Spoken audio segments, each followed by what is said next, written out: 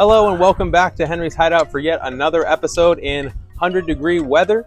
Today we're going back to the vintage cocktails, the ones I started this channel with. We're going all the way back to 1937, Don the Beachcomber, and we're going to be making the Beachcomber's Gold. Now this drink has a very strange history. It was first created in 1937, which is the version we're going to make today, and then in 1970, I believe, Don actually redid the drink and made it with dry vermouth, sweet vermouth, rum, and it's widely known as one of his most hated drinks. So we're kicking it back to the good version of this drink, hopefully, we are going to see. And this was one of the drinks that was actually served in one of his famous ice shell coupes. I'll put a picture on the screen here so you can see from his original menu. So I've recreated that. It is in my freezer right now. I'm sure as soon as I bring it out, it's just going to start melting and it's going to be chaos. But I think it's going to be fun to try to do this and see if the garnish is a success and if the drink tastes as good as I'm hoping. So let's make one of Don the Beachcomber's earliest drinks to be featured on his menu, Beachcomber's Gold. For this recipe, you will need a lime, almond extract, 1-to-1 simple syrup, absinthe or Pernod, a gold Puerto Rican rum, a gold Jamaican rum, and a dark Jamaican rum. Start off by getting half an ounce of lime juice into a clear glass. Then we're going to follow that with 1 ounce of Puerto Rican Gold. I'm using Bacardi 8 here. Then we're doing 1/4 of an ounce of dark Jamaican rum. I'm using Myers, but Garuba is also really good here.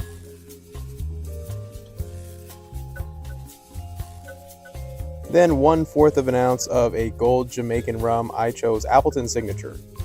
Then a ½ ounce of simple syrup. And 6 drops of absinthe or Pernod. And 4 drops of almond extract. Throw that into your shaker tin.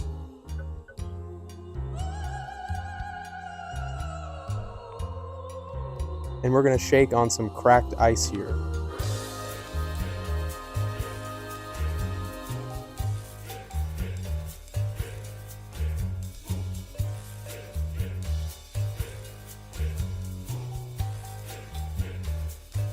Finally, strain your cocktail into your beautiful ice shell coupe glass.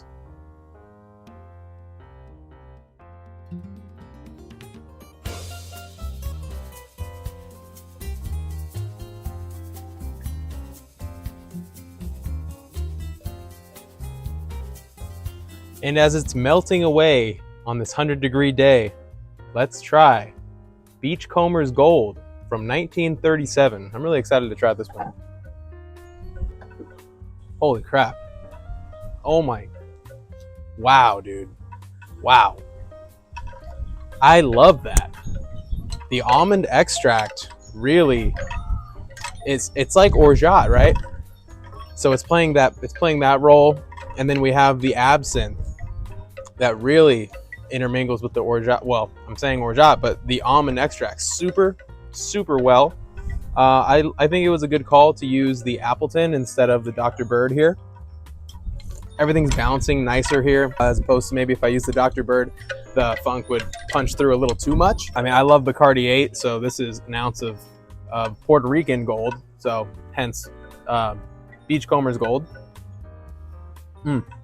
That is so refreshing for being a primarily rum drink. You know, I was expecting this to be a 1937 Don drink, right? Like super hitter, like punch you right in the face with rum. You know, you could taste the blends of the rums and you could taste the Pernod maybe, and that's really what I was expecting. But this is way more tropical than I led on to believe. It's got the lime, it's got the almond extract. Those things coming together with the absinthe and the 3 different blends of rums really